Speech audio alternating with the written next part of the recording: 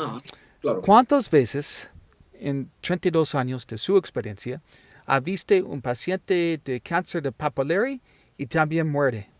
Dos. Dos veces Dos, nada más en 32 años. Dos pacientes. y desde 10,000 pacientes o 5,000. Puede ser más de 5.000 pacientes. Entre 5 y 7.000 pacientes. Más o menos. Para...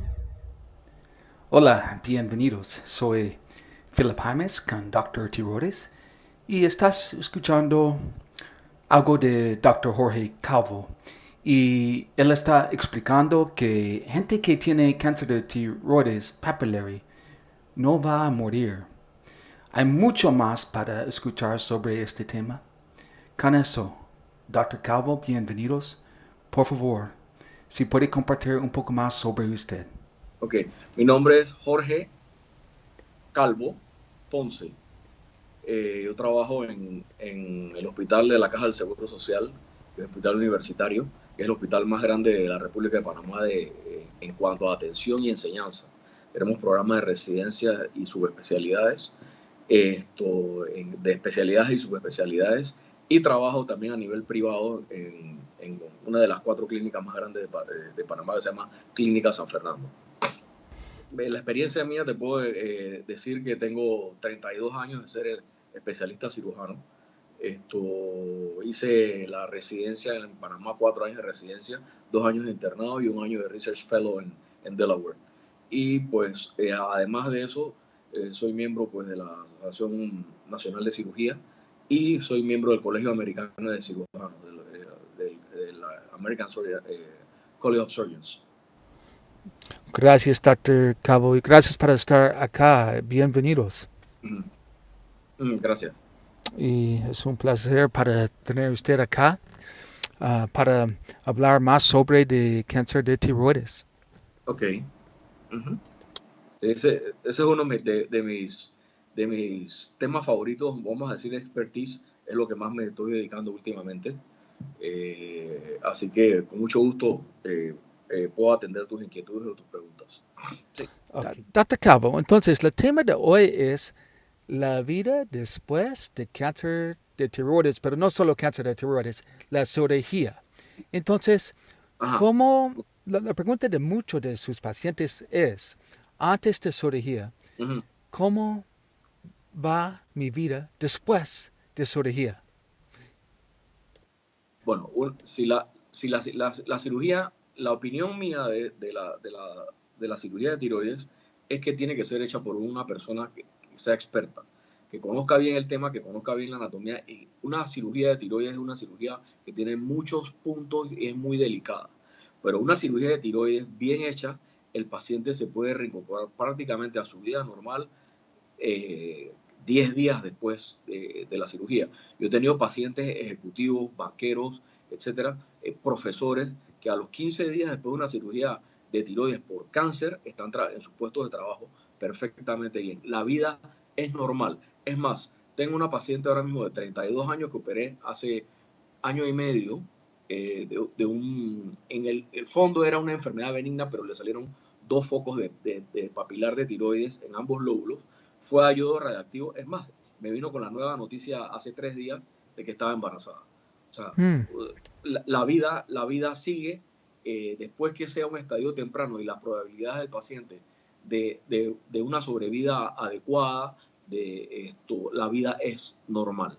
Puede seguir su vida totalmente normal. Um, Ejercicio, pregnancy, etcétera. Uh-huh. Estás hablando de dos cosas en este punto.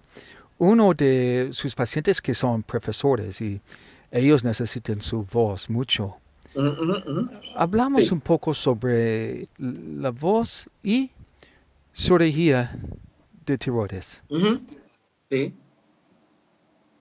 Dime, por ejemplo, por ejemplo, para mí, yo perdió uno vocal cord Ajá. después de cirugía, pero este no siempre es el caso, pero es importante para los pacientes para entender, por ejemplo, Uh-huh, mm, uh-huh. que es una posibilidad que va a perder su vocal cord. ¿Puede Sí. hablar más sobre ese tema? Sí. Generalmente cuando el paciente va a someterse a una cirugía de tiroides, uno tiene que ponerle los facts o los hechos por delante. ¿Cuáles son los posibles efectos de una cirugía de tiroides? Son 3 puntos importantes. Uno, probable pérdida de la voz por una parálisis, ya sea temporal o permanente de una cuerda vocal. Dos, el hipocalcemia, ya sea temporal o perenne, permanente, porque la glándula tiroides está íntimamente relacionada con 4 glandulitas que se llaman las glándulas paratiroides, que tienen que ver con el metabolismo del calcio en el organismo.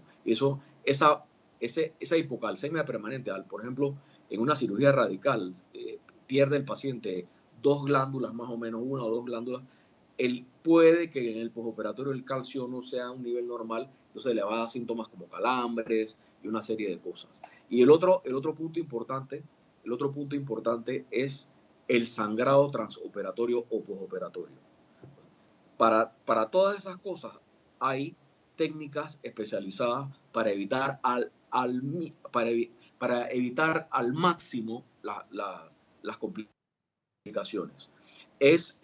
La lesión más frecuente de la cuerda vocal no es porque el cirujano corte el nervio. Generalmente la lesión del nervio laríngeo recurrente, que es el principal nervio que inerva o hace que las cuerdas vocales se muevan, es por tracción. Pero generalmente la mayoría de esas lesiones son recuperables. Y la tercera cosa, o la segunda cosa fue de calcio. Ajá. Por favor, si puede compartir un poco más sobre el tema de calcio y cirugía de tiroides. Bueno, sí, bueno, las glándulas paratiroides son 4, generalmente la mayoría de los pacientes tienen 4 glándulas paratiroides. Puede haber pacientes que puedan tener 5 hasta 6 en otras localizaciones anatómicas. Hay las dos glándulas que llamamos las glándulas superiores y las glándulas paratiroides inferiores, que están localizadas en el polo superior de la glándula, son 2, una a cada lado, y las que están localizadas en el polo inferior, una a cada lado. Entonces, ¿qué pasa? Que esas glándulas comparten cierto tipo de circulación y están anatómicamente adosadas o en relación íntima con la glándula paratiroides. Entonces, es muy importante, con la glándula tiroides, perdón. Entonces, es bien importante cuando uno está disecando la glándula, que va a hacer la extracción de la glándula tiroides, pues separarlas en una forma muy delicada, conservándoles su circulación para que la función de ellas siga efectuándose normalmente. Cuando hay cirugía radical, por ejemplo, en el compartimento central, cuando uno se da cuenta porque el paciente macroscópicamente tiene ganglios en el nivel 6, que es el nivel central, y hay que vaciar esos ganglios. Muchas veces puede pasar que las glándulas del polo inferior son un poquito inconstantes en su anatomía y se pueden confundir transoperatoriamente con ganglios. Entonces, las probabilidades cuando hay un vaciamiento central en una cirugía de tiroides, pues puede aumentar la probabilidad de hipocalcemia. Entonces, ¿cuáles son los síntomas?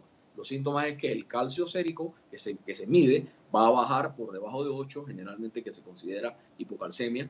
Y entonces el paciente, ¿qué va a sentir el paciente? Pues calambres y una serie de malestar o que está relacionado pues con ese bajo nivel de calcio. Hay el problema de voz, del calcio. Ajá. Y el tercer tema. El tercer tema es algún sangrado transoperatorio o postoperatorio. Sí, porque la glándula tiroides está ricamente vascularizada. Tiene muchos vasos que uno tiene que ligar y tiene que coagular, pues, para que no haya ningún problema. ¿Y qué podemos hacer si algo de estas 3 cosas ocurre durante de cirugía? Bueno, uno trata de evitarlas al mínimo. Por lo menos, para evitar la lesión del nervio laríngeo recurrente, pues hay que conocer bien la anatomía. Es preferible que esta cirugía la haga gente o cirujanos que tengan un alto volumen de cirugías, alto volumen depende del lugar que se considera alto volumen de cirugía de tiroides. Algunos consideran arriba de 30 al año, otros consideran más de 50 cirugías al año, otras personas más o menos consideran cerca de 100 casos al año. Entonces, para eso hay que tener un vasto conocimiento y las relaciones anatómicas del nervio laringio con respecto a los vasos por los cuales ella se relaciona, con un ligamento que es el ligamento suspensorio de la tiroides hasta la tráquea, que se llama el ligamento de Berry, que hay que disecarlo muy bien, hay que conocer muy bien esa anatomía. Y la otra cosa que de unos años para acá se ha puesto en auge, pues en ciertos países, yo lo uso prácticamente de rutina, que es la monitorización intraoperatoria del nervio laringio recurrente y la rama externa del laringio superior. Es un aditamento valioso porque uno, a medida que va haciendo la cirugía y va encontrando los puntos críticos del nervio y su relación con la tiroides, pues esto uno lo estimula y eso nos da una respuesta eléctrica. Es una especie de electromiografía. Entonces, al tener una respuesta supraumbral adecuada, eso nos indica que el nervio está funcionando perfectamente bien y que en el postoperatorio el paciente no va a quedar disfónico. Y si el problema con calcio, ¿qué podemos hacer si este ocurre durante la cirugía? Pues si esto ocurre, bueno, hay que dar dosis de sustitución de calcio, ciertas dosis dependiendo de la medición de la paratormona postoperatoria. Entonces se da sustitutos de calcio y vitamina D generalmente, porque en la fisiología del calcio, pues es muy importante la vitamina D para la absorción del calcio en el intestino delgado. Muy bien, Dr. Calvo. Yo tenía más suerte porque yo tengo los dos. Durante la cirugía yo perdí mi vocal cord, voz, y también tengo el problema de calcio. Pero también hay otras cosas que cuando yo estoy hablando con muchos pacientes, ellos tienen otros síntomas como pausa. Estaba hablando de su paciente que está empresario en ese día. Pero yo pienso que es una cosa que si estamos tomando radiación después de cirugía, posiblemente la gente está pensando que no puede estar embarazada después de radiación, ¿no? Sí, es un tiempo perentorio que hay que esperar, pero después sí puede salir embarazada. Generalmente la gente, porque esta es otra especialidad, lo que dan la medicina nuclear, son médicos con especialidad en medicina nuclear. Generalmente no sé si el tiempo, no estoy seguro, el tiempo de espera puede ser un año, Después porque esta radiación termina de eliminarse, después de aplicada el yodo radioactivo, eso tarda en eliminarse en el organismo entre 10 días a 20 días.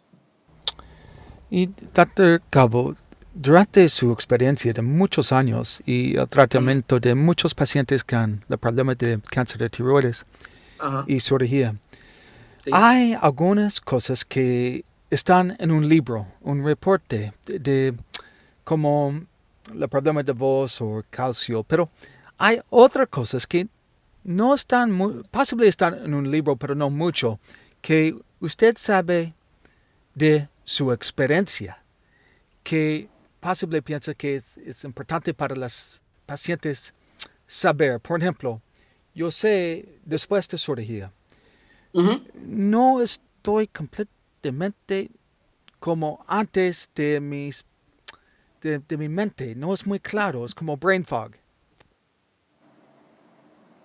Bueno, la verdad es que siempre he visto la relación del mindset, usted dice, generalmente, acuérdese que en el postoperatorio, después de cirugía, la sustitución, usted no va a tener glándula tiroides, por lo tanto sus hormonas no van a tener, la glándula tiroides no es la que va a producir la hormona tiroidea. Entonces usted depende de una tableta, de un tratamiento oral. Entonces varía mucho el mood del paciente, como quien dice, el estado de ánimo, dependiendo de la variable de la TSH. He visto que muchos pacientes me llaman, y por ejemplo, me dice, doctor Calvo, mire, me siento lento, me siento como con mucho sueño, no puedo trabajar bien. Uno le hace un examen de TSH y resulta que el paciente está hipotiroideo, o sea, tiene la TSH muy elevada. Entonces hay que ajustar las dosis de levotiroxina. Eso podría ser. O la otra cosa, cuando el paciente tiene la TSH muy baja, entonces el paciente está hiperactivo, está con taquicardia, etcétera. Entonces eso depende mucho de eso. Eso es lo que yo más encuentro que está relacionado con la forma de actuar del paciente. O muchas veces también depende cómo el paciente maneje su diagnóstico de cáncer. Todos los pacientes no lo manejan igual, sobre todo al principio, después del diagnóstico, ¿no? Y también, por ejemplo, para mí, yo siempre estoy haciendo mucho deporte, ¿sí?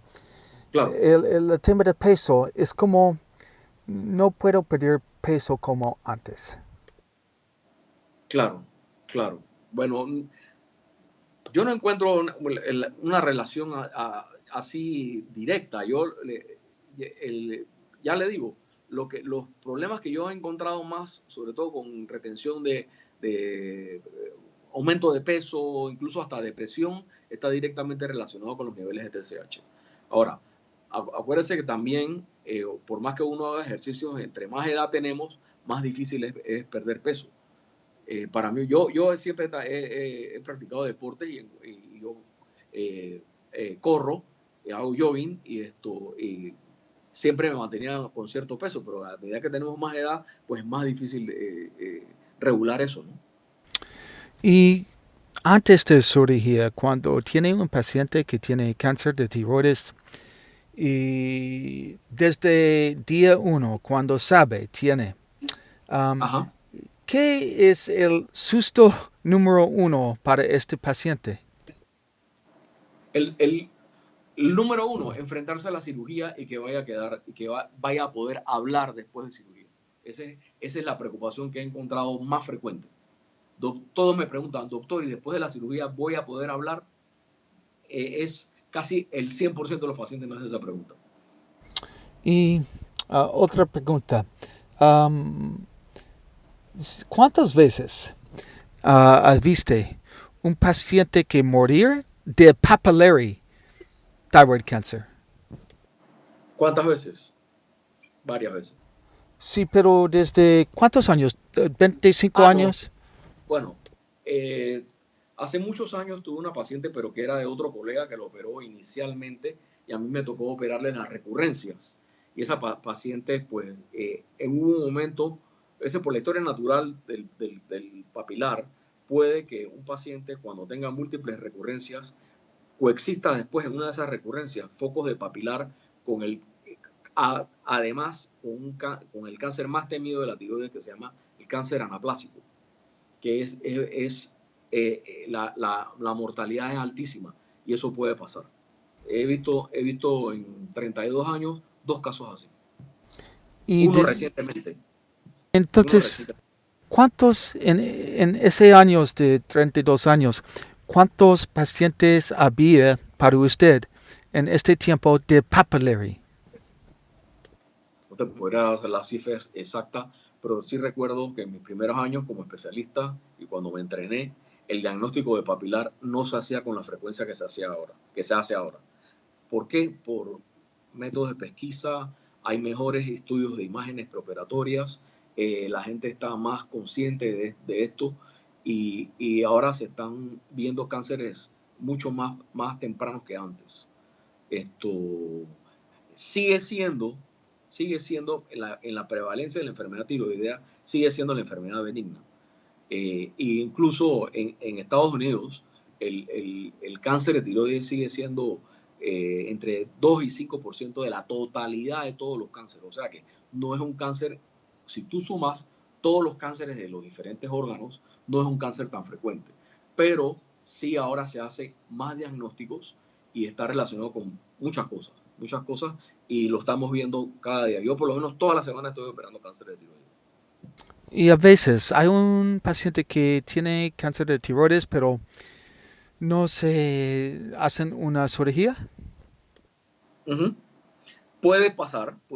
Ahora la tendencia moderna es en pacientes que tienen tumores menores de un centímetro y mayores de 60, 61 años, en muchos lados donde hay centros súper especializados de tiroides, por ejemplo el Memorial Sloan Kettering Cancer de Nueva York. Esos pacientes en conjunto, de acuerdo, se pone de acuerdo el endocrino, el cirujano, el medicina nuclear, etcétera, todos los que tienen que ver con la clínica de tiroides, y esos pacientes en selectos casos se están siguiendo.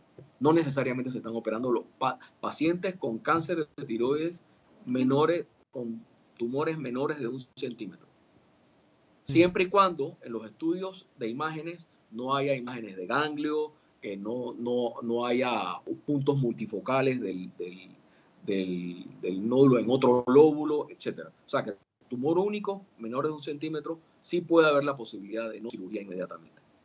Y sí, hay como 2 o 3 programas en los Estados Unidos que se llama Active Surveillance en Sloan Kettering, Ujú. Cedars-Sinai y Dartmouth. Correcto. Pero Ajá. si hay alguien que está escuchando esta entrevista desde América Latina, ¿hay un programa así? Si también ellos pueden hacer Active Surveillance. Correcto. Aquí, bueno, aquí, ¿tú te refieres en América Latina? Sí, sí. No, creo que no. Creo que no. Creo, por lo menos en mi país, en Panamá, eh, eso me sucede todas las semanas. Pacientes con lesiones de 8 milímetros, que es menos de un centímetro, alguien encuentra por ahí un radiólogo intervencionista o un endocrino, le pone una aguja a esa lesión y sale un micropapilar y lo mandan a operar. ¿Ves? Es difícil decirle a un paciente, sobre todo mayor de 60 años, con una lesión así, que no necesita cirugía. El paciente ya viene con el mindset de que necesita cirugía y que hay que quitarle toda la tiroides para curarlo. Eso no, aquí es un país muy especial en eso porque no tenemos una escuela específica de manejo para tiroides. Lo mismo que los T1 o los T2, aquí todos los endocrinos quieren que le hagamos tiroidectomía total y no en todos los casos es, está indicado. Un T1 o T2 sin ganglios y sin ninguna imagen que tenga enfermedad extratiroidea con una hemitiroidectomía suficiente o lobectomía. Pero bueno, aquí estamos en América Latina, no todo el mundo está de acuerdo en la cosa. Entonces, para los pacientes que tienen nuevas noticias, que tienen cáncer de tiroides, hablamos un rato sobre frecuencia de morir. Por ejemplo, yo quiero que ellos sentir un poco de paz, porque Ah, claro. ¿cuántas veces en 32 años de su experiencia ha visto un paciente de cáncer de papilari y también muere? Dos. 2 veces Dos nada más en 32 años. Dos pacientes. y desde 10,000 pacientes o 5,000. Puede ser más de 5.000 pacientes, entre 5 y 7.000 pacientes, más o menos. Para mí, qué paz si yo tengo noticias de cáncer de tiroides nuevo y estoy pensando cáncer, oh, yo voy a morir. En facto, no. No, no, no. No, siempre le decimos al paciente, sobre todo en estadios tempranos, estamos hablando de T1, T2, o sea, tumores de menos de 4 centímetros, entre 1 centímetro y 3,9 centímetros, se consideran cánceres bien diferenciados de tiroides. Eh, la, la sobrevida es muy buena. Es más, yo le solía decir a los pacientes, si te ha tocado un cáncer, mejor que sea el cáncer de tiroides porque te vas a curar. O sea, eso es lo que generalmente le damos mucho ánimo al paciente para decirle pues, que la sobrevida es muy buena. Generalmente en estadios tempranos la sobrevida es arriba del 90%. Y de los 6 o 7,000 pacientes de cáncer de tiroides y de los 2 que mueren, ¿por qué? ¿Qué pasó? Recurrencias probablemente la enfermedad. Lo que pasa es que dependiendo del estadio del cáncer de tiroides, pues ya hay enfermedad, puede haber enfermedad en el compartimento central, donde están los ganglios. Entonces, eso tiene una distribución muy especial y entonces puede que esos pacientes, digo, hayan tenido recurrencias en el momento de la cirugía o después, no se hayan detectado a tiempo, o que, por ejemplo, el paciente que vi recientemente que murió, en una de sus recurrencias que estaba indicado darle iodo radiactivo, pues no lo recibió. Fue un tratamiento incompleto. Así que yo deduzco que ahí eso tuvo influencia pues, en el outcome del paciente. Había un estudio de Finlandia que está como mucha gente en el mundo tiene cáncer de tiroides, pero no saben. Pero no va a morir de cáncer de tiroides, va a morir de otra cosa. De otra cosa, correcto. Así es. Es más, hay papers por ahí donde se encontraban, un paciente muere de una cosa y en la autopsia se encuentra que el paciente tenía un papilar de tiroides chiquitito, menor de 1 centímetro en la tiroides y tenía su vida perfectamente normal. Dr. Calvo, si no tengo tiroides, y yo no tengo, ¿qué es la mejor hora de día para tomar mi pastilla? En cuanto abres los ojos en la mañana, antes de desayunar, te tomas tu levotiroxina, tu tableta de tiroides. Es recomendable hacerlo en ayunas, mínimo media hora antes de desayunar. Media hora antes de desayunar. Media hora antes de desayunar, o sea, en ayunas. ¿Y mejor por la mañana o por la noche? Por la mañana. Yo les recomiendo a los pacientes que la tomen en la mañanita tempranito, lo primero que hacen. Antes de levantarse, de que duerman con su pastillita al lado, se despiertan a las 5 de la mañana, ahí mismo se toman su tableta. Muy bien. Y antes de decir hasta luego, ¿tiene algo más para compartir con ellos que están escuchando hoy? Bueno, el mensaje es que el carcinoma papilar de tiroides sigue siendo un cáncer, entre comillas, buen cáncer, si se hace el diagnóstico en estadios tempranos. Lo ideal es que el cáncer, los tumores de tiroides sean tumores de menos de 3 centímetros. O sea, 3 hasta 3.9 todavía se considera